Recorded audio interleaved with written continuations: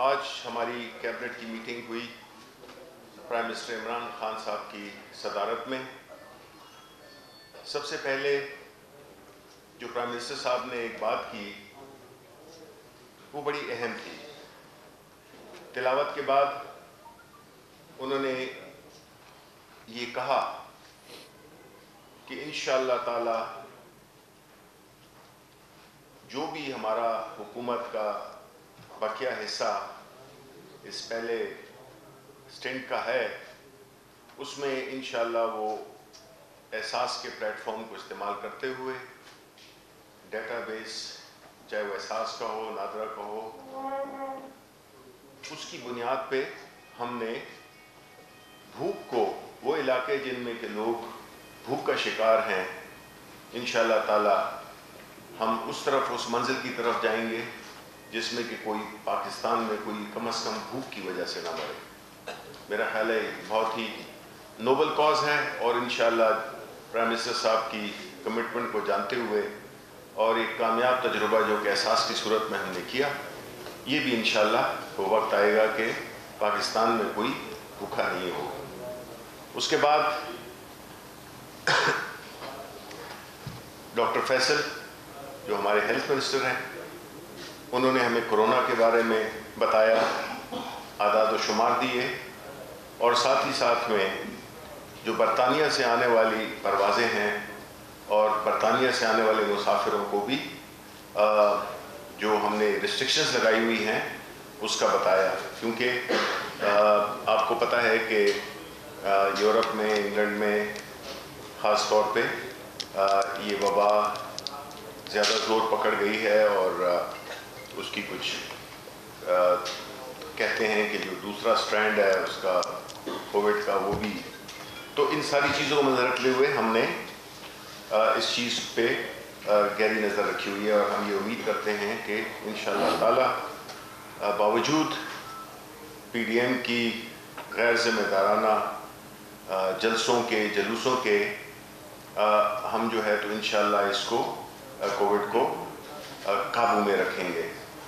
دوسری بات یہ بھی ہے کہ یہ بھی ایک الحمدللہ ایک بڑی بات ہے کہ جب پہلی ویو آئی تھی کووڈ کی تو اس میں ہمارے پاس اکوپمنٹ نہیں تھا اور ہم امپورٹ کرتے تھے، امپورٹ کرنا پڑا۔ اب اللہ تعالیٰ کے فضل سے یہی چیزیں ہمارے ہاں بن رہی ہیں اور ہم امپورٹ نہیں کر رہے بلکہ ہم اس میں خود کفیل ہو چکے ہیں۔ اس کے بعد جو پیٹرولیم ڈویژن میں جو گیس کی جو دستیابی اس کے بارے میں تفصیلی گفتگو ہوئی۔ میری گفتگو کے بعد آپ کو ہمارے جو انرجی گیس کے پیٹرولیم کے جو ایڈوائزر ہیں ندیم بابر صاحب وہ آپ کو تفصیل بریفنگ دیں گے۔ اس کے بعد کچھ تجاوزات جو کہ اسلام آباد میں ہیں، سی ڈی اے نے اس کے بارے میں ہمیں بریفنگ دی اور ہمیں بتایا گیا وہ ٹائم لائنز کہ کون کون سی روڈز کون کون سی جگہیں کلیئر ہو جائیں گی جتنی بھی تجاوزات ہیں اسلام آباد میں۔ باقی جی یہ میں آپ کو بتاتا ہوں 30 دن سے لے کر 6 مہینے تک میکسیمم، کیونکہ 30 دنوں سے لے کر 1 مہینہ اور کچھ آلریڈی ہو بھی گئی ہیں، جس میں کہ ایک جو یہاں پہ آپ کو یاد ہوگا مارگلا میں اس کے F9 پارک کے سامنے وہ کوئی شادی کا ہال بن گیا تھا یا جو بھی، اس کو بھی بند کر دیا گیا ہے، ان کا جو کانٹریکٹ ہے وہ بھی جو انہوں نے کیا ہوا تھا وہ بھی ختم ہو جائے گا۔ وہ ٹائم لائنز اور جو باقی تفصیلات ہیں میں یہ آپ کے ساتھ شیئر کر دوں گا جو کہ آج کی کابینہ میں فیصلے ہوئے۔ جی میں بتاتا ہوں جی، دیکھیں یہ اس میں تو میں آپ کو یہ ریٹن جو فیصلے پروسیڈنگز ہیں وہ تو آپ کو مل جائیں گی، کیونکہ وقت کو بچانے کے لیے میں اس کو ریپیٹ نہیں کروں گا کہ جو فیصلے ہوئے آج چھوٹا ایجنڈا تھا اور وقت میں بھی مختصر وقت میں ختم ہوا، تقریباً 2.5 سے 3 گھنٹوں میں ختم ہو گیا ہمارا جو ایجنڈا تھا۔ اس کے بعد جو ایک اہم بات ہوئی جس میں کہ ابھی آپ نے ذکر بھی کیا مفتی کفایت اللہ کی صورت میں، دیکھیں جیسے کہ آپ کو معلوم ہے کہ پچھلے دنوں میں، پچھلے ہفتوں میں ایک یورپین یونین میں نے ایک ڈس انفو لیب کا انکشاف کیا تھا کہ انہوں نے اس کو انرتھ کیا ہے کہ ایک ایسا انڈیا کا ایک ایسا ایک ڈس انفارمیشن کا ایک نیٹ ورک تھا جس کا مقصد پچھلے 15 سال سے پاکستان کے بارے میں نیگیٹو خبریں، ایک ایسا ماحول دنیا میں، ایک ایسا تاثر دینا جس میں کہ ہماری اکانومی کو ہٹ کیا جا سکے، ہمارے اداروں کو، ہمارے افواج پاکستان کو ہٹ کیا جا سکے، ہمارے ملک میں دہشت گردی، بے چینی، اس کا کس طرح سے پھیلاؤ کیا جائے، غلط خبریں۔ اگر آپ کو یاد ہو تو جب ہماری حکومت آئی تھی تو پہلے دن سے ہی یہ ایک پروپیگنڈا شروع ہو گیا تھا کہ حکومت فیل ہو گئی ہے۔ ابھی آئے ہوئے ہمیں ایک دن ہوا تھا اور ہم فیل ہو گئے۔ تو اس قسم کی جو ڈس انفارمیشن کا جو ایک کیمپین انڈیا نے شروع کیا ہوا تھا، آج ہم دیکھ رہے ہیں کہ پی ڈی ایم کے پلیٹ فارم سے بھی اسی قسم کی باتیں ہو رہی ہیں، چاہے وہ نواز شریف کی صورت میں ہو، چاہے وہ مریم نواز کی شریف صورت میں ہو، یا وہ مفتی کفایت اللہ کی صورت میں ہو۔ مقصد دانستہ طور پہ یا غیر دانستہ طور پہ جو کیمپین ڈس انفو لیب کر رہا تھا وہی بیانیہ لے کر ہمارے پی ڈی ایم کے جو کچھ لوگ ہیں وہ لے کے چل رہے ہیں۔ اب اس کا مقصد یہ بڑا ایک آرگنائز منظم قسم کا ایک کیمپین ہے جس میں کہ ریاست پاکستان کو بدنام کرنا اور ملک کو کمزور کرنا، ملک میں افراتفری پھیلانا، یہ اس کا بنیادی مقصد تھا، جس کا کہ ہم ری پلے دیکھ رہے ہیں، یا اس کا جو ایکچوئل ورژن ہے وہ ہم ابھی یہاں پی ڈی ایم کی صورت میں دیکھ رہے ہیں۔ تو ایسی صورتحال میں حکومت نے بھی اس کا بڑی ہی سنجیدگی سے نوٹس بھی لیا ہے، اور ہم چیزوں کو مانیٹر کر رہے ہیں کہ یہ چیزیں آئسولیشن میں ہو نہیں رہی ہیں، کون حسین حقانی سے منسلک ہے، کون کس کو ایڈوائز کر رہا ہے، یہ ساری چیزیں، یہ رپورٹس ہمیں مل رہی ہیں۔ اب یہاں پہ اس قسم کی باتیں کرنا جو کہ مفتی کفایت اللہ نے کی ہیں، یہ تو انتہائی شرمناک ہے، اور اس قسم کی گفتگو سے آپ کچھ بھی نہیں کر رہے سوائے اپنے دشمن کو خوش کر رہے ہیں، کیونکہ جو باتیں یہاں پہ ہوتی ہیں وہ کچھ ہی دیر میں انڈیا کے ٹیلی ویژن، انڈیا کے میڈیا پہ ایز بریکنگ نیوز چل رہی ہوتی ہیں۔ تو آپ ایک جو انڈیا جو کہ ہمارا ازلی دشمن ہے، جو کام وہ کر رہا تھا، آپ ایک قسم کے اگین میں کہوں گا دانستہ یا غیر دانستہ طور پہ آپ اس کے اعلی کار بن گئے، اور ایک ایسی صورتحال پیدا کر رہے ہیں جس میں کہ آپ نے دیکھ لیا کہ پی ڈی ایم جس طرح سے وہ شروع ہوا تھا اور جس طرح سے وہ کمزور ہوتا ہوا اب اس حالت پہ آ گیا ہے کہ کئی پارٹیوں کے اندر ان کے خلاف ہی تک تحریک شروع ہو گئی ہے، جیسے مولانا فضل الرحمان ہے۔ آج ابھی ہماری پریس کانفرنس سے پہلے آپ دیکھ رہے تھے کہ مولانا شیرانی کر رہے تھے پریس کانفرنس، میں سن تو نہیں سکا، لیکن یہ ظاہر ہوتا ہے کہ ان کے اندر ہی خود اتنی ٹوٹ پھوٹ ہو گئی ہے کہ اب یہ حکومت کو کیا گرائیں گے اور حکومت سے کیا استعفے لیں گے۔ اور پھر ساتھ ہی میں مجھے پتہ چلا ہے آپ کے ٹی وی سے ہی کہ جو پیپلز پارٹی کی جو سینٹرل ایگزیکٹو کمیٹی کی میٹنگ ہوئی تھی، ان کے جو فیصلے ہیں وہ بھی اس بات کا ثبوت ہیں کہ یہ جو استعفوں کا اور یہ جو گھیراؤ جلاؤ کی جو باتیں ہو رہی تھیں وہ خود دم توڑ گئی ہیں۔ اب میرا خیال ہے کہ پی ڈی ایم فارملی جو ہے تو وہ ایک قصہ پارینہ بن گئی ہے۔ اس کے بعد آتے ہیں کوئکلی سندھ پہ۔ ہم یہ دیکھ رہے ہیں کہ جس طرح کہ اس میں کوئی شک نہیں کہ گیس کے ایشوز ہیں، لیکن اس کے ساتھ ساتھ ہی ہم یہ بھی آپ کو بتانا چاہتے ہیں آپ کے توسط سے عوام کو کہ جو سندھ کا رول رہا ہے پچھلے جب سے کہ کووڈ شروع ہوا ہے،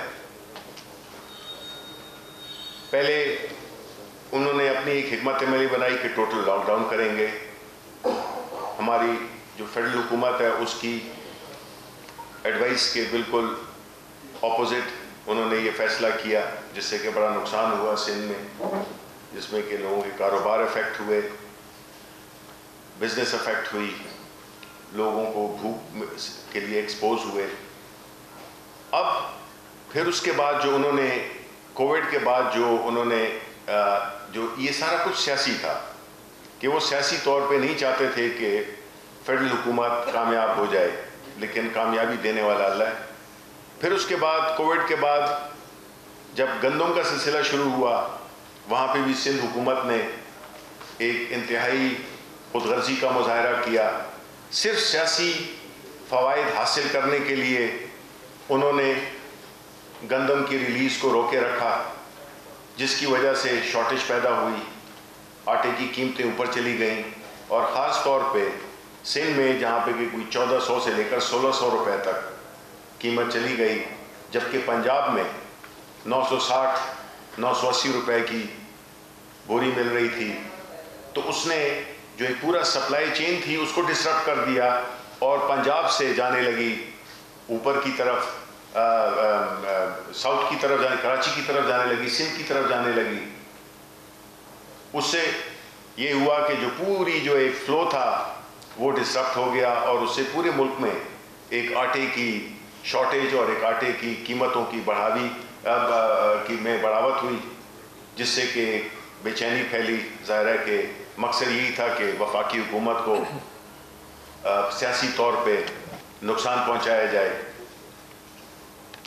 پھر اس کے بعد اب جب گیس کی باری آئی ہے، پھر انہوں نے اس کو سیاسی طور پہ لے لیا ہے، اور آج وہ آرٹیکل 158 کا حوالہ دے کر یہ باور کرا رہے ہیں جیسے کہ ان کے ساتھ بڑا ظلم ہو رہا ہے.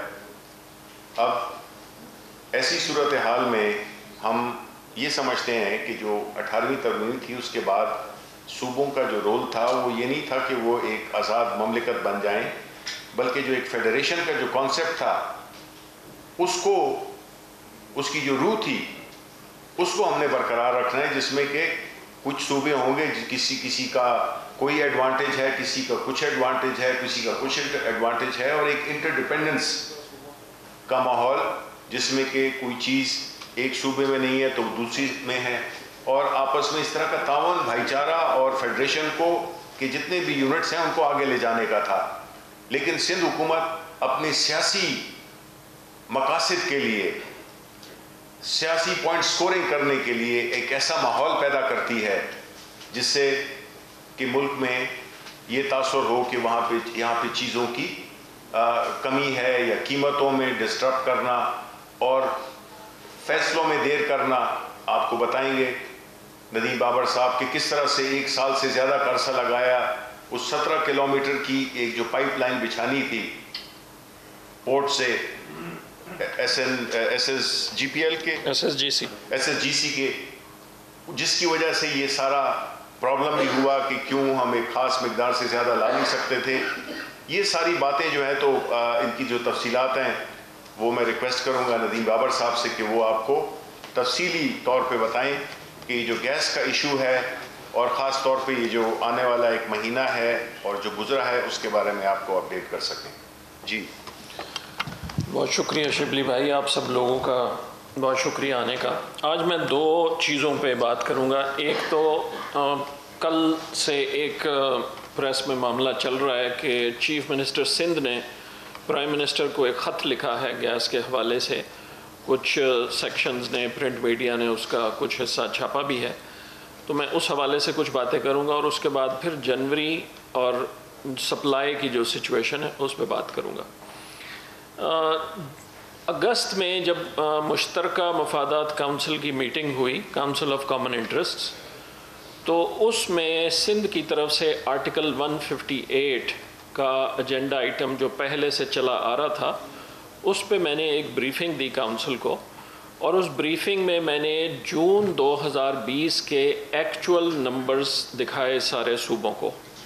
میں وہ نمبرز آج آپ کے سامنے دوبارہ پیش کرتا ہوں، کیونکہ جو سندھ چیف منسٹر نے چٹھی لکھی ہے پرائم منسٹر کو، وہ جان بوجھ کے ایک سیریس اکنامک ایشو کو سیاسی رنگ دینے کی کوشش کی گئی ہے، اور یہ نمبرز ان کے پاس موجود ہیں، کیونکہ یہ کاؤنسل آف کامن انٹرسٹ میں ہم نے سب صوبوں کو پریزنٹ بھی کیے تھے۔ جون 2020 میں ایکچول پروڈکشن گیس کی، سیلیبل گیس کی، سندھ کی 2025 تھی، 2025 ملین کیوبک فیٹ، تو تقریباً 2 بلین کیوبک فیٹ آپ سمجھ لیں۔ اس میں سے 1562 سندھ کے اندر ڈائریکٹلی استعمال ہو رہی ہے، ڈائریکٹلی ایلوکیٹڈ ہے 1562۔ یہ جون 2020 کے ایکچول نمبرز آپ کو بتا رہا ہوں۔ اور 463 ملین کیوبک فیٹ ایسی تھی جو سوئی ناردرن کو ایلوکیٹ ہوئی تھی، اور سوئی ناردرن کا آپ کو معلوم ہے کہ مین ان کا ایریا سروس کا پنجاب اور کے پی ہے، لیکن اس 463 میں سے بھی 202 ملین کیوبک فیٹ گیس ایسی تھی جو واپس سوئی ناردرن سندھ میں ہی دے رہا تھا، 2 پاور پلانٹس اور 1 فرٹیلائزر پلانٹ کو۔ تو جب آپ وہ بھی منہا کر لیتے ہیں تو 261 ملین کیوبک فیٹ گیس تھی صرف سندھ کی، جو سندھ سے باہر جا رہی تھی۔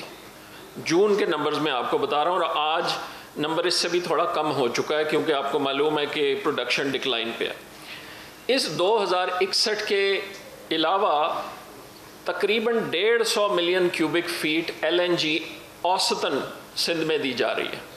تو اگر آپ وہ اس 261 میں سے منہا کر لیں تو تقریباً صرف 100 کے قریب بچتا ہے، جو نیٹ آپ سمجھ لیں سندھ کی گیس سندھ سے باہر جا رہی تھی۔ یہ بات چیف منسٹر صاحب کے علم میں ہے، میں نے خود بھی ان کو جا کے سارا سمجھایا تھا ان کے دفتر میں کراچی میں، اور پھر کاؤنسل میں بھی یہ بتایا گیا۔ اب مزے کی بات یہ ہے کہ اس چٹھی میں چیف منسٹر یہ لکھتے ہیں کہ جی سندھ 2500 سے 2600 پروڈیوس کرتا ہے اور اس کو صرف 1000 ملتی ہے، لیکن یہ کہنے کے بعد وہ کہتے ہیں کہ جی اگر آپ پاور پلانٹس یا فرٹیلائزرز جو سندھ میں موجود ہیں ان کو اگر فیڈرل گورنمنٹ گیس دے رہی ہے تو ہم ایز سندھ اس کو ریکگنائز نہیں کرتے۔ اب یہ بڑی مضحکہ خیز بات اس لیے کہ جب یہ ایلوکیشنز ہوئی تھیں تو یا اس وقت مشرف گورنمنٹ کے آخری سال تھے، یا PPP گورنمنٹ کے سال تھے، یا PMLN گورنمنٹ کے سال تھے۔ جب سے PTI کی گورنمنٹ آئی ہے، جہاں سے بھی گیس نکلتی ہے، اگر سندھ سے نکلتی ہے تو وہ آٹومیٹکلی سوئی صدرن کو ایلوکیٹ ہوتی ہے، وہ سوئی ناردرن کو نہیں ہوتی۔ یہ ہم نے پچھلے 2.5 سال سے یہ پروسیس بنا دیا ہوا ہے۔ تو اگر کوئی ایسی ایلوکیشن ہوئی فیڈرل گورنمنٹ سے کہ سندھ کی گیس سندھ سے باہر جا رہی ہے، تو آپ یہ کہہ رہے ہیں کہ آپ اپنی حکومت، جب آپ کی فیڈرل گورنمنٹ تھی، آپ اس کے فیصلے کو ریکگنائز نہیں کرتے۔ آپ کہہ رہے ہیں کہ PMLN جب گورنمنٹ میں تھی جس کے ساتھ آپ کا اشتراک تھا، آپ اس کے فیصلے کو ریکگنائز نہیں کرتے، یا آپ کیا کہنا چاہ رہے ہیں؟ اصل میں وہ کہنا یہ چاہتے ہیں کہ جی گیس کے معاملے میں تو ہم ساری گیس خود استعمال کریں گے اور ہم LNG نہیں لینا چاہتے کیونکہ LNG کی قیمت زیادہ ہے، لیکن یہ ہو اس لیے نہیں سکتا کہ ہمارا جو نظام ہے گیس کا بھی اور بجلی کا بھی، وہ ایک سینٹرل نظام ہے۔ 11 نومبر کو جو CCI ہوئی اس میں بھی میں نے ایک پریزنٹیشن کی جس میں میں نے دکھایا سارے صوبوں کو کہ بجلی کے نظام میں سارے ملک میں ایک قیمت رکھنے کے لیے جو پنجاب کی 5 ڈسکوز ہیں وہ بہتر ہیں، ان کے لاسز بھی کم ہیں، ان کی ریکوریز بھی بہتر ہیں۔ جو سندھ، KP اور بلوچستان کی ہیں ان کے لاسز بھی زیادہ، ریکوریز بھی کم ہیں، لیکن حکومت نے فیڈریشن کو اکٹھا رکھنے کے لیے ایک نظام بنایا ہوا ہے، اور وہ نظام یہ ہے کہ سارے ملک میں ایک قیمت رکھی جائے گی۔ یہی نظام گیس کے سلسلے میں ہے۔ تو اس لیے یہ کہنا کہ نہیں جی ہم اس کو نہیں مانتے، یہ بات مناسب نہیں ہے۔ تو اس کے لیے ہم پچھلی 3 CCIs میں مشاورت کے ساتھ ایک لائحہ عمل بنا رہے ہیں تاکہ سارے ملک میں تمام شہریوں کو گیس ملے اور اس کے بعد جو گیس بچتی ہے وہ پھر انڈسٹری کمرشل باقی چیزوں میں جائے.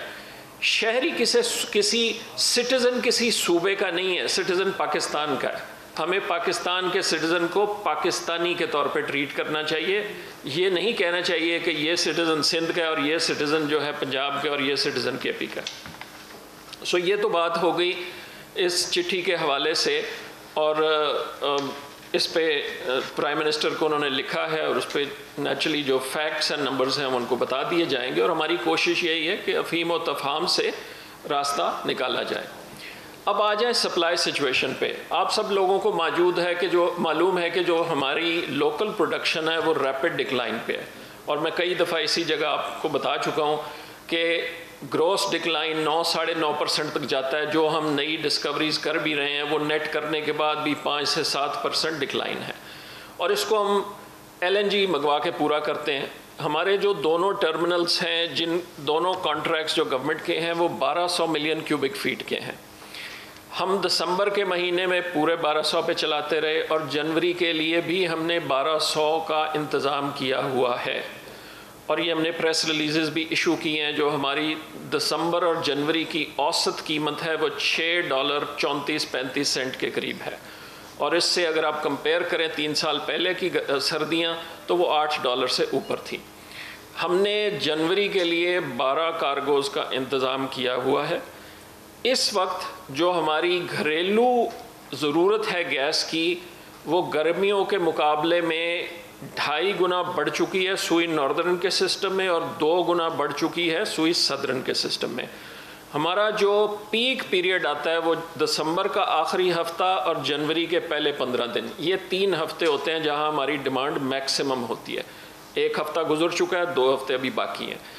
تو میں آپ سب کے توسط سے انڈسٹری کو یہ آج دوبارہ سے بتانا چاہتا ہوں کہ جو لوڈ مینجمنٹ پالیسی حکومت نے, کابینہ نے تقریباً مہینہ پہلے اپروو کی تھی, اس کے تحت ہم نے ایکسپورٹ انڈسٹری, ڈومیسٹک اور کمرشل, ان میں سے کسی کی کوئی پلانڈ لوڈ شیڈنگ نہیں کرنی گیس کی.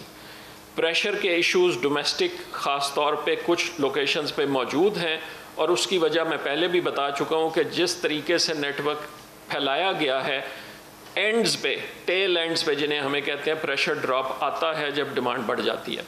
لیکن export sector, general industry, commercial, residential, اس کی کسی کی پلانڈ لوڈ شیڈنگ نہیں ہوگی جنوری کے مہینے میں بھی. CNG کو کٹیل کیا جا رہا ہے 3 سے 4 دن, اور کیپٹیو یونٹس کو کیا جا رہا ہے 3 سے 4 دن. یہ جنوری میں بھی چلے گا. جنوری کی 15 تاریخ کے بعد انشاءاللہ جب ہم پیک پیریڈ سے گزر چکے ہوں گے تو سچویشن تیزی سے بہتر ہونا شروع ہو جائے گی. اب میں بس 2 منٹ اور لوں گا. یہ بار بار یہ سوال اٹھتا ہے کہ جی قیمت بہت زیادہ ہو گئی, قیمت بہت زیادہ ہو گئی. دیکھیں, قیمت جو ہے نا اس کو آپ سپاٹ پرچیز جس کو ہم کہتے ہیں, وہ آپ کسی 1 مہینے کی نمبر لے کے اس کو لانگ ٹرم کانٹریکٹ کے ساتھ کمپیئر نہیں کر سکتے. اگر آپ نے کرنا ہی ہے تو یہ تو ایکسیپٹڈ بات ہے کہ سردیوں میں سپاٹ پرائس زیادہ ہوتی ہے, گرمیوں میں کم ہوتی ہے, کیونکہ گلوبلی ڈیمانڈ سردیوں میں زیادہ ہو جاتی ہے اور گرمیوں میں کم ہو جاتی ہے. اگر کمپیئر کرنا ہی ہے تو سارے سال کا کمپیئر کر لیں, جس سے سیزنلٹی کا افیکٹ سامنے آ جاتا ہے. تو آج صبح بھی ہم نے ایک پریس ریلیز ایشو کی ہے کہ 2020 پورے سال میں جتنے بھی کانٹریکٹس کے اندر ہم نے LNG کے کارگوز منگوائے ہیں ان کی ٹوٹل کی اوسط قیمت $8.06 آئی ہے. اور جتنے سپاٹ کارگوز منگوائے ہیں سارے سال میں, جس میں 4 مہینے سردیوں کے ہیں, جنوری, فروری, نومبر, دسمبر, یہ $6.84 آئی ہے. 18% کا فرق ہے. سو ایک کارگو کو اٹھانا, بھلے وہ جنوری کا یا فروری کا, اور کہنا کہ جی یہ دیکھیں یہ تو بہت زیادہ قیمت ہو گئی تو ہم نے تو پتہ نہیں کیا جرم کر دیا, یہ مناسب بات نہیں ہے. یہ صرف پولیٹیکل سپن ہے. تو اس لیے میں صرف کنکلوڈ کرتے یہ کہتا چلوں کہ جنوری کی 1200 ہم نے منگوائی ہوئی ہے LNG. جو شبلی بھائی نے بات کی 17 کلومیٹر کی پائپ لائن کی, میں اس پہ بس آخری 2 جملے اس پہ کہہ دوں. یہ سب کو معلوم ہے کہ ہم 1.5 سال تقریباً سندھ گورنمنٹ کو بار بار کہتے رہے کہ ہمیں اجازت دے دے راہداری کی تاکہ ہم وہ 17 کلومیٹر بنا سکیں، اور اس کی وجہ یہ تھی کہ اس وقت ہم 1200 کی ہماری ٹرمنل کیپیسٹی ہے اور 1200 کی ہی پائپ لائن ہے. سو اگر ہم ٹرمنلز کو ایکسپینڈ کر بھی لیں یا نیا ٹرمنل لگ بھی جائے تو پورٹ سے ایڈیشنل گیس موو کرنا ممکن نہیں تھا. اس کے لیے ہمیں یہ لائن بنانی تھی. اس لائن کی ہمیں اکتوبر کے تیسرے ہفتے میں ایک چٹھی کے تھرو اجازت ملی سندھ گورنمنٹ سے. سندھ کیبنٹ نے ابھی بھی اسے اپروو نہیں کیا ہوا جہاں تک مجھے معلوم ہے، یا ہمیں کم از کم کنوے نہیں کیا گیا. ایک چٹھی کے تھرو اجازت دی گئی کہ آپ یہ کنسٹرکشن کر لیں. سو ہم نے اکتوبر کے تیسرے ہفتے کے اینڈ پہ اس پہ کام شروع کیا، اور میں خوشی محسوس کرتا ہوں آپ سب کو بتاتے ہوئے کہ 2 دن پہلے ہم نے یہ لائن کمپلیٹ کر لیا ہے. 2 دن پہلے چالو کر دیا اسے. 24 دسمبر جی 24 کو ہم نے کمپلیٹ کیا ہے، 25-26 کو ہم نے ٹیسٹ کیا ہے. اب یہ لائن تیار ہے. اگر یہ لائن 1-2 مہینے پہلے تیار ہو گئی ہوتی تو جو ٹرمنلز کے پاس اپنی 100-150 کی پرائیویٹ کیپیسٹی ہے جس کی کیبنٹ اجازت بھی دے چکی تھی، وہ شاید دسمبر، جنوری، فروری میں لے آتے اس کے لیے ایڈیشنل گیس. لیکن چلیں وہ نہیں ہو پایا. جنوری کے لیے اب بہت لیٹ ہو چکی ہے، شاید فروری مارچ میں آنا شروع ہو جائے. بلکہ آج کل میں ہم ٹینڈر بھی کر رہے ہیں کہ جو کوئی ایڈیشنل لانا چاہتا ہے وہ لا سکتا ہے، گورنمنٹ کی اس پہ اجازت موجود ہے. سو یہ سچویشن ہے گیس کی. میں آخر میں یہ کہتا چلوں کہ دسمبر اور جنوری ہمیشہ ڈیمانڈ جیسے میں نے بتایا ڈبل ٹرپل ہو جاتی ہے، اس لیے ہمیشہ شارٹیج آتی ہے. لیکن ایک سوال جو شبلی بھائی بھی مجھے بار بار پوچھتے ہیں اور بھی پوچھتے ہیں لوگ کہ ہر سال سردیاں آتی ہیں تو ہم کیا کر رہے ہیں. بات یہ ہے کہ اگر ہم نے سارے سال میں 2 مہینے کو کیٹر کرنے کے لیے ایک نیا ٹرمنل لگانا ہے جس کے 10 مہینے فری رکھ کے اس کے پیسے دیتے رہیں اور صرف 2 مہینے استعمال کریں، اس کی اکنامک سینس نہیں بنتی، کیونکہ یہ ساری کاسٹ، اس کا سارا خرچہ عوام پہ آئے گا. اسی لیے ہم نے کہا کہ پرائیویٹ سیکٹر لگائے اور وہ ان 2 مہینوں میں بھی ایڈیشنل سپلائی لائے اور اپنے گاہک ڈھونڈے. بے شمار لوگ ہیں انڈسٹریل جو لینا چاہتے ہیں، اور پرائیویٹ سیکٹر سستی بھی لا سکتا ہے. اور انشاءاللہ ہمیں امید ہے کہ اگلے مہینے کے آخر تک پہلا پرائیویٹ ٹرمنل کنسٹرکشن بھی شروع کر دے گا جو انہوں نے ہمیں بتایا. بہت شکریہ. رضوان صاحب ایکسپریس سے. شبلی صاحب آپ سے میرے سوال کے 2 حصے ہیں. پہلا حصہ یہ کہ مفتی کفایت اللہ کے خلاف جو کارروائی ہو رہی ہے اس کا کرائٹیریا کیا ہوگا کہ جو بھی فوج کے خلاف زیادہ بازی کرے گا اس کے خلاف مقدمہ ہوگا، اور آیا اس میں اور بھی کچھ لوگوں کا نام زیر غور ہے؟ دوسرا، نظیر بابر صاحب بھی یہاں بیٹھے ہیں. ہم نے دیکھا 2 ہفتے پہلے ایک رپورٹ آئی تھی پیٹرول بحران سے متعلق، اور اس کے اوپر ایک کمیٹی بنائی گئی تھی 4 کی، اور اس کمیٹی نے 1 ہفتے کے اندر سفارشات دینی تھی کہ کیا ایکشن ہوگا. لیکن 2 ہفتے گزر چکے ہیں، ابھی تک کوئی اس کے اوپر کوئی چیز سامنے نہیں آئی. تو اس پر ذرا کامنٹ کرتے ہیں. میں پہلے دوسرے کا میں پہلے آپ کے دوسرے سوال کا جواب دے دوں. وہ کمیٹی اسد عمر صاحب نے ہیڈ کرنی تھی. اسد عمر صاحب کو آپ کو معلوم ہے کووڈ ہوا ہے، تو وہ 2 ہفتے سے وہ آ بھی نہیں رہے. اب آج ہی ان سے بات ہوئی ہے، وہ بہتر محسوس کر رہے ہیں، تو ہمیں امید ہے کہ انشاءاللہ اگلے چند دنوں میں وہ اس پہ میٹنگ کال کر لیں گے اور پھر اس کی آگے سفارشات پیش ہوں گی. جی دیکھیں، آپ کو پتہ ہے کہ آئین پاکستان میں کچھ چیزیں ہیں جو کہ بڑی کلیئرلی لکھی ہوئی ہیں، اور اس سلسلے میں بڑا کلیئر ہے آئین، جس میں کہ قومی اداروں پہ، جس میں کہ عدلیہ بھی شامل ہے، پاک افواج بھی شامل ہیں، کہ اس کو آپ اگر ڈسٹریبیوٹ میں لائیں گے تو وہ ایک قانون کی خلاف ورزی ہوگی.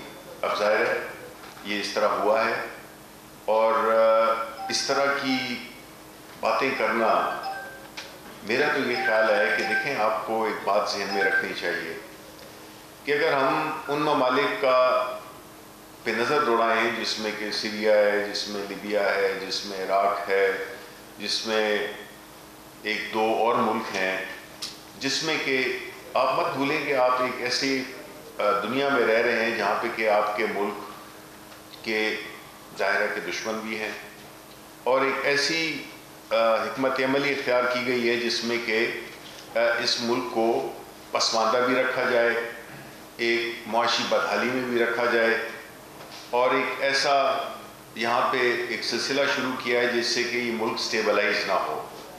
اب ایسی صورتحال میں کچھ تو ہمارے نون دشمن ہیں جس طرح کہ انڈیا ہے کہ جو ہمیشہ برسر پیکار آتے ہیں.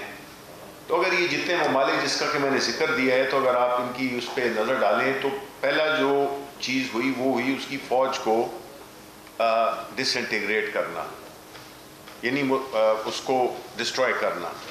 جب وہ ڈسٹروائے ہو گئی تو پھر ان کے لیے واک اوور تھا. پاکستان بھی اسی کیفیت میں آتا ہے اور خاص طور پہ جب ایک نیوکلیئر آرمڈ ملک ہو تو جو ہمارے دشمن ہیں وہ یہی چاہیں گے کہ جو ہمارے ادارے ہیں وہ کمزور ہو جائیں تاکہ پھر خود بخود ملک ٹوٹ پھوٹ جائے.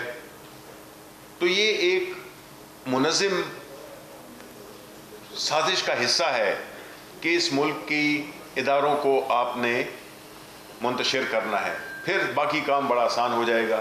اب جو اس میں سہولت کار بنتے ہیں دانستہ طور پہ یا غیر دانستہ طور پہ، وہ مقصد تو وہی پورا کر رہے ہیں کہ ایک نفرت پھیلانا. جبکہ دیکھیں اب 7 شہید ہوئے، کل ہوئے ہیں میرا خیال ہے ہمارے نوجوان ادھر بلوچستان میں.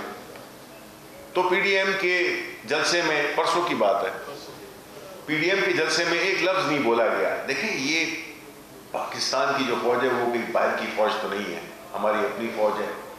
اگر ہم ایک لفظ ایک دعا بھی نہ کر سکیں ان کے لیے تو پھر ہم کس منہ سے جو ہے تو اپنے آپ کو کہیں گے کہ جی یہ ایک ملک ہے جس کی کہ سرحدیں ہیں، ان کی کوئی محافظ ہیں، ہماری مختلف وہ ہیں جو سچویشنز ہیں اس میں کیا اہم کردار رہا ہے. سیلاب ہوں، زلزلے ہوں، کوئی بھی آفت ہو تو ہم اپنی فوج پہ ڈیپینڈ کرتے ہیں. تو ایسی صورت میں اس قسم کی باتیں کرنا ظاہر ہے وہ تو بننا ہوگا، کیسز تو بننے ہوں گے، اور وہ چاہے جو بھی قانون اس کے بارے میں کہتا ہے. تو آئی ایم شیور کہ آنے والے دنوں میں اس کے بارے میں ایک بڑا ہی اسپیسیفک اور بڑا کلیئر قسم کا فیصلہ ہوگا. بیکاز یہ اس طرح تو ہو نہیں سکتا کہ آپ ٹیلی ویژن پہ بیٹھ کے اور آپ ایسی باتیں کریں. اور دوسرا یہ کہ یہ کوئی کسی کو بھی ٹیلی ویژن پہ بیٹھ کے اور پھر ادارہ تو چھوڑیں، آپ کسی شخص کے بارے میں بھی اس طرح کی باتیں نہیں کر سکتے. کاشف رفیق نیوز ون. ندیم بابر صاحب یہ فرمائیے گا، پیٹرولیم کے حوالے سے رپورٹ سامنے ہے، اس میں 2 پیٹرولیم کمپنیز تھی، ایک گو اور دوسری ہیسکول، جن کے اسٹاکس بھی پکڑے گئے اور ہر چیز. کیا یہ بات درست ہے کہ ان دونوں کا جو سپلائر ہے وہ ایک ہی ہے، وائٹل، اور یہ کہیے گا کہ ہیسکول کے جو کنٹری ہیڈ کو ڈیل کر رہے ہیں وہ رحمان ملک صاحب کے برخوردار ہیں، اور انہوں نے آپ کو ان کا کوئی کارگو چھوڑنے کے لیے کہا تھا یا نہیں؟ اور اگر ایسی بات ہے تو آپ ان کمپنیز کی جو آنرز ہیں ان کی ڈیٹیل کیوں نہیں نکالتے تاکہ پتہ لگے؟ Thank you. جہاں تک رحمان ملک صاحب کا تعلق ہے، نہیں ایسا ہم سے تو کسی نے کوئی رابطہ نہیں کیا. ہیسکول کا کنٹرولنگ شیئر ہولڈر ویٹال ہے، بالکل درست ہے. اور گو میں جہاں تک میرا علم ہے، گو میں تقریباً شاید 10 یا 15% شیئر ہولڈنگ تھی ہیسکول کی، جو شاید اب وہ بیچ چکے ہیں. مجھے ابھی کا نہیں معلوم لیکن پہلے ہوتی تھی. تو ان دونوں کے خلاف جو بھی ایلیگیشنز ہیں رپورٹ میں، ان پہ منطقی انجام پہ قانوناً جو بھی کارروائی ہے وہ بالکل کی جائے گی. رحمان ملک صاحب کا میں نے آپ کو بتا دیا، میرے علم میں نہیں ہے. میرے خیال میں ہیسکول کا جو کنٹری ہیڈ ہے وہ ان کا برخوردار نہیں ہے. ابھی چند مہینے پہلے ایک نیا شخص آیا، میرا نہیں خیال کہ وہ ان کا برخوردار ہے. لیکن انفارمیشن اونرشپ کی وہ تو ایس سی سی پی سے اویلیبل ہے، اور جہاں تک ہماری نالج ہے ہم بھی آپ کے ساتھ شیئر کر سکتے ہیں. جی سنا صاحب، یہ اس وقت جو گیس کی شارٹیج ہے، آپ نے اس کا جواب دینے کی بجائے ایک اینکر کے ہمیشہ آپ آ کے ان کے اٹھائے گئے سوالوں کے یہاں جواب دیں. ایک تو یہ اعتراض ہے، آپ ان کے پروگرام میں چلے جائیں. دوسرا مجھے یہ بتائیں، آپ کہہ رہے ہیں آپ کی باتوں کا مقصد یہ ہے کہ 15 جنوری تک شارٹیج رہے گی، جو اس وقت شدید شارٹیج. آپ نے ایک تو یہ بھی نہیں بتایا کہ سپلائی کتنی اور ڈیمانڈ کتنی ہے اس وقت ڈومیسٹک کا. سر میری بات ختم نہیں ہوئی. دوسرا آپ نے پہلے بھی کہا تھا، آپ نے بتایا تھا، اور مجھے بھی پتا ہے اس بات کا کہ انڈسٹری کو 3 مہینے گیس کے آپ پابند دیں گے، اور ماضی میں کبھی بھی نہیں دی جاتی تھی، ڈومیسٹک کو دی جاتی ہے. آپ انڈسٹری کو، خاص کر ٹیکسٹائل کو $6.5 पे दे रहे हैं रिबेट पे, और बिजली दे रहे हैं 7.5 सेंट पे। एक तो मुझे ये बताना ये टोटल साल की रिबेट कितनी बनती है, और बताया जब आपने 50 रुपये तकरीबन उनको रुपए में भी डेप्रिसिएशन दे के बेनिफिट दिया, ये भी बेनिफिट दे रहे हैं, 5 महीने में ग्रोथ कितनी हुई एक्सपोर्ट की, उन्होंने आपको ग्रोथ क्या निकाल के दी, और इंडस्ट्री को गैस बाहर सप्लाई रखने की ऑन रिबेट का आपने मुझे बताना है टोटल रिबेट बनती कितनी है, क्योंकि बिलियंस ऑफ डॉलर में बनती है, और वो बेनिफिट कितना दे रहा है। शिबली साहब एक यूके ने हमें ग्रांट दी थी 2008 में, तो 2 अरब रुपए। आज कैबिनेट ने उस ग्रांट के बदले कोई क्रेडिट गारंटी कंपनी है पाकिस्तान की, वो उनको ईसीसी ने वो अप्रूव किया, ईसीसी का आज गया था, वो अप्रूवल हो गई है या नहीं हुई, क्योंकि माजी में इस तरह नहीं हुआ कि ग्रांट के बदले उठा के कोई पाकिस्तान की स्टेट की कंपनी उनको दी।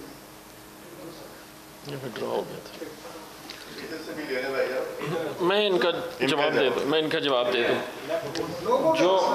जो गैस और बिजली की मद में टोटल बजट में सब्सिडी इस साल रखी गई है वो 20 अरब रुपए है टोटल। और बिजली का मैं आपको बताता जाऊं कि पहले साल के पहले 2 महीनों के बाद बिजली का रेट इंडस्ट्री के लिए 9 सेंट कर दिया गया 7.5 की बजाय। तो ये दोनों चीज़ों को मिला के तकरीबन 20 अरब बजट में मौजूद है। सिर्फ इंडस्ट्री जी इंडस्ट्री की बात करें, एक्सपोर्ट सेक्टर 5 एक्सपोर्ट सेक्टर्स का मिला के 20 अरब है, और ये 20 अरब भी इसमें से 16 अरब बिजली के लिए और सिर्फ 4 अरब गैस का है, जो $6.5 की आपने बात की। फिर आपने बात की कि जी इंडस्ट्री को हम देने के पाबंद नहीं हैं। ये आपकी बात दुरुस्त है कि जिन लोगों ने पिछले तकरीबन 8 से 10 साल में नए कनेक्शन लिए हैं उनके अग्रीमेंट में ये लिखा होता है कि जी सर्दियों के 3 महीने हुकूमत आपकी गैस काट सकती है। जो पहले से चले आ रहे हैं उन अग्रीमेंट्स में ये नहीं है। इस मौजू पे काबीना में ईसीसी में काफ़ी बहस हुई, और बहस के बाद ये तय किया गया कि जो एक्सपोर्ट सेक्टर है उसको हम नहीं काटेंगे, क्योंकि एक्सपोर्ट इस वक्त हमने इंडिया की, बांग्लादेश की, वियतनाम की और श्रीलंका की, उनकी एक्सपोर्ट मार्केट थोड़ी सी कैप्चर की हुई है। 2% भी नहीं, तकरीबन जो मेरा शोबा नहीं है लेकिन जो मुझे याद है मेरे ख्याल है 6-6.5% का नंबर सुनने में आया है। देखिए जो नवंबर की एक्सपोर्ट्स थी, जिसको कि मैंने पहले भी कहा था और फिर कहता हूँ, क्योंकि एक अखबार ने उसको गलत रंग दिया और या वो समझे नहीं, बहुत बड़ा अखबार है। मैंने ये कहा था कि 10 साल में, गुज़श्ता 10 साल में ये एक रिकॉर्ड एक्सपोर्ट हुई है नवंबर के महीने में। मैं उस पर आज भी कायम हूँ, फिर रिपीट कर रहा हूँ। अगर अमाउंट चाहिए वो है $2.176 मिलियन, जो कि हमारे 10 साल की अगर आप फिगर्स देख लें नवंबर के महीने की, वो सबसे हाईएस्ट, किसी महीने की हाईएस्ट एक्सपोर्ट है। तो जो सनाउल्ला का सवाल था वो बुनियादी तौर पे यस, ये हमारी पिछली कैबिनेट में भी डिस्कस हुआ था कि हमने, जिसमें कि अब देखें ना, ये अहम सवाल था और ये बात हमने डिस्कस पहले भी की हुई है कि जो आपकी सवाल का बुनियादी मकसद वही है कि हम कॉस्ट बेनिफिट एनालिसिस करें कि अगर हमने कोई फैसिलिटीज़ दी हैं अपने एक्सपोर्ट सेक्टर को या किसी भी सेक्टर को, तो उससे उसकी परफॉर्मेंस में, उसकी कंपेटिटिवनेस में क्या, मुल्क को क्या फ़ायदा हुआ है। बहुत अच्छा सवाल है। और लेकिन मैं आपको ये भी, आपको खुशी होगी जानते हुए कि प्राइम मिनिस्टर साहब इस बात को डिस्कस कर चुके हैं और इस पर एक एक्सरसाइज हो रही है जिसमें कि हम हर जगह जहाँ पे कि हमने सहूलियात दी हैं, इस नज़र से कि इससे इनकी कंपेटिटिवनेस बढ़ जाए और उनकी एक्सपोर्ट्स बढ़े, उनका कॉस्ट बेनिफिट एनालिसिस होगा और हम इंशाल्लाह आपके साथ 1 महीने 2 में आपके साथ शेयर करेंगे। जी क्रेडिट गारंटी मैं माजरत चाहता हूँ, इसके बारे में मैं आपको इस वक्त जवाब नहीं दे सकता। साहब ये बताएं कि आपने बाद सियासतदानों के उन बयानात का हवाला दिया है कि जिनकी बात मीडिया के, भारत की मीडिया में सुनाई दी जाती है।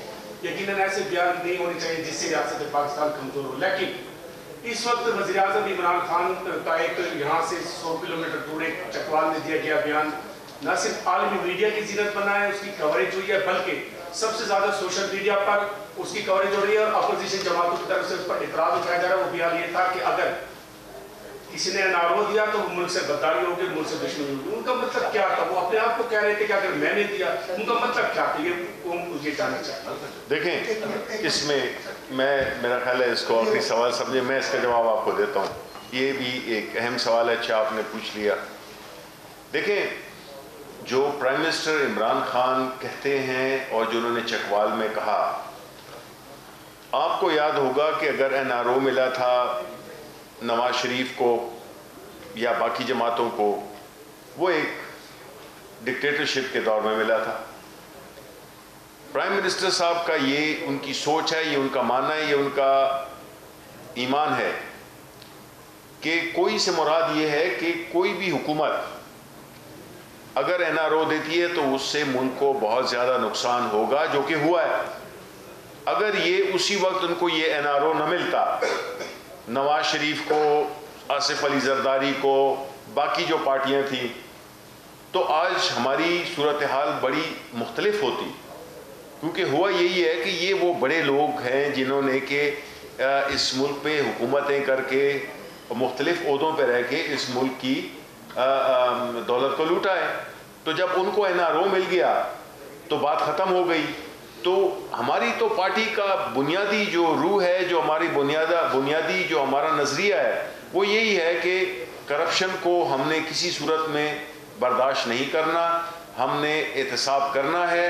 हमने उन इदारों को जो एहतसाब करते हैं उनके लिए राह हमवार करनी है, उनके काम में दखल नहीं देना। उनके आगे जो रुकावटें माजी में हुकूमतें देती थीं उनको हमारा हटाना है और उनको एम्पावर करना है कि उनके रास्ते में कोई वो ना हो सके। तो उनका बयान यही था कि मकसद यही था कि वो गद्दारी करेंगे अपने नज़रिए के साथ और इस मुल्क के साथ कि अगर वो दे और कोई भी हुकूमत दे, वो जो है तो गद्दारी होगी मुल्क के साथ। ये बता दें कि आज आपने देखा कि मौलाना मोहम्मद अली शेरानी जो है उन्होंने प्रेस कॉन्फ्रेंस किया और जमीयत उलमाए पाकिस्तान नई बनाने का ऐलान किया है, इसके ऊपर आप क्या कहते हैं? दूसरा, नदीम बाबर साहब, बिलावल साहब कहते हैं कि ज़्यादा बारिश हो तो ज़्यादा पानी आता है। आप कहते हैं गर्मी ज़्यादा हो तो बिजली गायब हो जाती है और सर्दी ज़्यादा हो तो गैस गायब हो जाती है। किस ट्रक की बत्ती पीछे आपने उन्हें सियासतदानों में लगाया? नहीं, ये तो आप उल्टा कह रहे हैं जो बिलावल ने कहा है। अच्छा जी, ये सवाल नहीं था, ये स्टेटमेंट थी। आप जवाब दे लें। देखिए, मौलाना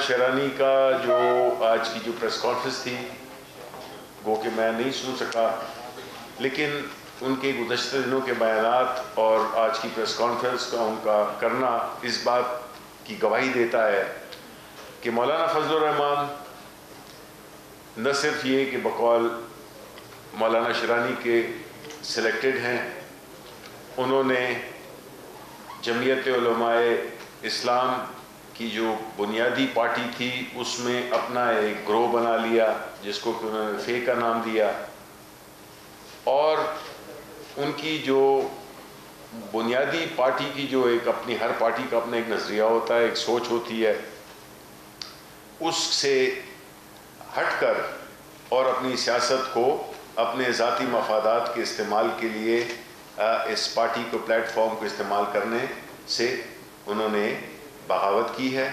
और उन्होंने मौलाना फजलुर रहमान को ये क्लियरली बता दी है कि जिस रास्ते पे वो चले हुए हैं, जिसमें कि इस्लाम का नाम, इस्लाम का जो उनका जो पैगाम है, बजाय उसके उस पर फोकस करने पे आपने अपने लिए असासे बनाए और साथ ही साथ में जो मजहबी रहनुमा हैं बाकी उनकी पार्टी के, उनकी पार्टी को बदनाम किया।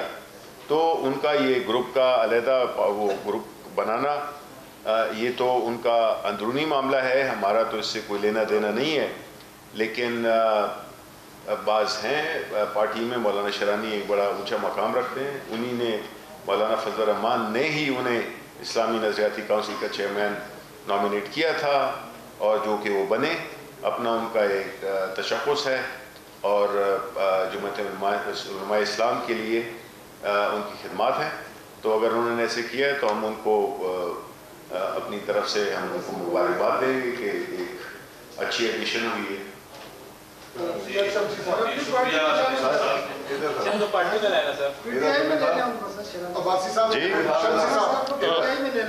آخری کریں. جی میرے دو چھوٹے چھوٹے سوال ہیں. شروع میں آج آپ نے بڑی خوشخبری سنائی کہ آج کابینہ میں بھوک کا جائزہ لیا گیا اور کوئی پاکستان میں بھوکا نہ مرے. جی لیکن اس کے ساتھ ہی آپ یہ بتائیں کہ 2.5 برسوں میں ہزاروں لوگ بے روزگار ہو چکے ہیں اور مزید ہو رہے ہیں. اس کا کیا ازالہ ہوگا؟ اور دوسرا آپ نے ایک بیان دیا کہ بیانات سے ملک کی سلامتی کو یا سکیورٹی کو نقصان پہنچتا ہے. آپ یہ بتائیں آپ ایک ڈیموکریٹ ہیں, اختلافی بیان سے 22 کروڑ کا ملک اور ایک ایٹمی قوت کیسے کمزور ہو سکتا ہے؟ شکریہ. جی پہلی بات تو میں آپ کو یہ کروں کہ یہ پروپیگنڈا, یہ غلط تاثر جو کہ اپوزیشن پھیلاتی ہے اور وہ ایک جھوٹ کو اتنی بار بار ریپیٹ کرتے ہیں کہ اس پہ سچ کا گمان ہوتا ہے. پہلی بات تو یہ ہے کہ بات ہوتی ہے کہ جی کروڑ نوکریاں یا 5 لاکھ گھر, یہ تو کب کہا تھا کہ 2 سال میں یہ تیار ہو جائیں گے, اور اللہ تعالیٰ کا فضل ہے انشاءاللہ جب ہماری حکومت ختم ہوگی یہ وعدے ہم پورے کر کے جائیں گے. نمبر 1. دوسری بات یہ ہے کہ آپ یہ بات بھول جاتے ہیں, یہ اس میں یہ کہوں گا کہ یہ اللہ تعالیٰ کی ناشکری ہے کہ آپ اگر پوری دنیا میں دیکھیں, امریکہ دیکھیں, یورپ دیکھیں, اپنے ہمسائے ملک انڈیا کو دیکھیں, کتنے لاکھوں کروڑوں لوگ بے روزگار ہوئے ہیں کورونا کی وجہ سے, کتنی ان کی اکانومی کو فرق آیا ہے, کتنی جانیں گئی ہیں, کتنے کاروبار تباہ ہوئے ہیں. ہم یہاں پہ اللہ تعالیٰ کے فضل سے ایک ایسے ماحول میں بیٹھے ہیں کہ نہ تو وہاں پہ آپ دیکھیں تو انڈیا, امریکہ, لنڈن میں لائنیں قطار لگی ہوئی ہے کھانے کے لیے, کھانے کی اس کے لیے, وہ آپ نے بھی دیکھی ہوں گی. ایسے حالات میں اس ملک کو جس طرح سے پرائم منسٹر عمران خان کی حکومت نے ایک بڑے ہی سٹیبل طریقے سے جسے کہتے ہیں کہ سافٹ لینڈنگ کرائی ہے, یہ تو اللہ تعالیٰ کا شکر کرنا چاہیے کہ ایسے عالمی حالات ایسے ہیں جس میں کہ انڈسٹریز بیٹھ گئی ہیں, لاکھوں لوگ امریکہ میں, لاکھوں لوگ برطانیہ میں, کروڑوں لوگ انڈیا میں بے روزگار ہوئے ہیں, غربت کی سطح سے نیچے آئے ہیں. ہم تو اس لحاظ سے بہت بہتر ہیں. یہ نہیں ہے کہ اسی طرح کی سچویشن دیکھیں, آپ کو حالات کے مطابق چیزوں کو انالائز کرنا ہے. یہ تو نہیں ہو رہا کہ ساری دنیا آگے نکل گئی ہے اور ہم پیچھے رہ گئے ہیں, الٹا ہے. یہ ساری دنیا اس وقت تکلیف میں ہے اور ہماری دعائیں ان کے لیے ہیں کیونکہ ہمارے وہ انسان ہیں, وہ بھی ان کی وہ ہے, ان کے لیے بھی ہماری دعائیں. لیکن یہاں پہ تو ایسے حالات ہیں کہ جس میں کہ ہمیں اللہ کا شکر ادا کرنا چاہیے, اور ان حالات پہ ہماری بڑی وہ ہے. ظاہر ہے کہ اب ادھر سے ہم بہتری کی طرف ہی جائیں گے. اب آپ آنے والا جو 2021 کا انشاءاللہ جو سال ہے وہ تو اپنا پرائم منسٹر صاحب آپ کو خود بتائیں گے, لیکن انشاءاللہ جو 21 کا سال ہے وہ ترقی کا, خوشحالی کا اور اکنامک پراسپیرٹی کا سفر جو ہے ہمارا ادھر زور پکڑے گا. جی شبلی صاحب آخری سوال جی. آخری کرنے سے شبلی صاحب آپ نے اس کا شبلی صاحب دوسرا ہوا ہے, ایک چھوٹا سا جواب دے دوں. دیکھیں اگر آپ مجھے یہ کہنا چاہ رہے ہیں, شمسی صاحب میرے بڑے قریب ہیں, میں آپ کو یہ کہنا کہ جی صرف جو 22 کروڑ لوگ ہیں, ایٹم نیوکلیئر پاور ہے, ایک زبردست ادارے ہیں, تو وہ ایک شخص کی تقریر سے گھبرا گیا, ایسی بات نہیں ہوتی ہے. یہ آپ پورا ایک نیشنل میسج دیتے ہیں. یہ تو کوئی بات نہیں ہے, بات نہیں ہے کہ ادھر اس وقت جو ہے تو 50 صحافی بیٹھے ہوئے ہیں, ان میں سے ایک گالی مجھے دے دے تو کوئی بات ہی نہیں ہے. بات 1 یا 2 کی نہیں ہے, یہ پورا جو میسج دیتے ہیں آپ, جس میں کہ جس کو آپ کا دشمن اس سے فائدہ اٹھاتا ہے اور وہ وہاں کی میڈیا کی زینت بنتا ہے اور وہ جو لوگوں کی ذہن سازی کرتا ہے, وہ ایک ماحول بناتا ہے. تو یہ کہنا کہ جی صرف ایک شخص کی بنا پر وجہ پر تو ایک شخص ہو کے 22 کروڑ لوگ عوام بنتے ہیں. جی شبلی صاحب, جی لاسٹ کوشچن. شبلی صاحب آپ ایک تو پرائم منسٹر کو کئی بار ہر روز ہی تقریباً کہہ رہے ہیں کہ اینا وہ نہیں دینا, مگر دوسری طرف آپ اپوزیشن کو جو ہے وہ مذاکرات کی دعوت دے رہے ہیں. تو وہ مذاکرات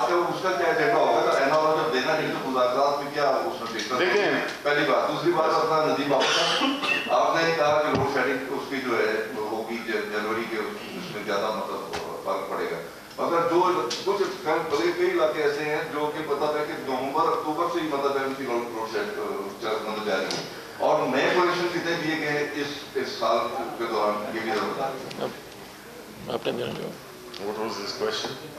पहला क्या आपका नर मुज़ाकरात क्यों कर रहे हैं, नरो नहीं देना तो। अच्छा देखें, जब हमने कहा है कि हम मज़ाकरात करेंगे, हमने कहा है बड़ा क्लियर, वो ये है कि हम मज़ाकरात या जो इश्यूज हैं वो डिस्कस करेंगे हम पार्लियामेंट में।